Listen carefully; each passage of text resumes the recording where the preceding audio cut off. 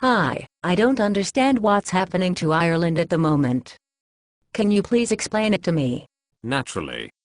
Some private banking institutes speculatively borrowed billions of euros from German, British and French banks, and then gambled it on the global derivatives market, and lost it all. So it wasn't the Irish state. No. However, the incompetent gobshites that call themselves a government told the international markets not to worry about the gambled money. They said the Irish people would pay it back. Why did they do that? Because they got so-called expert advice from the EU. The EU.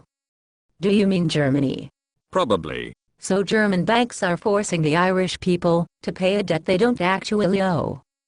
How much do they owe now then? Nobody knows precisely.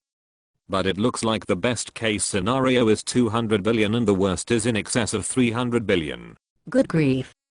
That sounds mathematically impossible. Correct. When you consider the compound interest on that, it is in reality a perpetual debt. The country has been conned. So it has nothing to do with the personal debt of the sovereign Irish people then? No.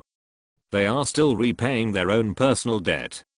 The problem is that the government stapled the debt of a private bank to them without asking. Good grief. I bet they're angry. They will be when this season's X Factor is finished. I see.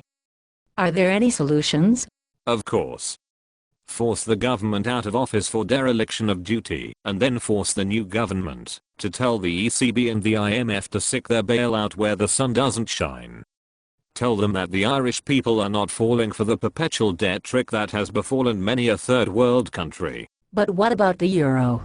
Well, the euro is about as useful a currency to the Irish economy as a bag of stones, so the Irish government would simply reinstall the old Irish punt. Preferably they would make it a debt-free currency and amputate it from the control of private finance institutes. Is that what you think will happen? Unfortunately no.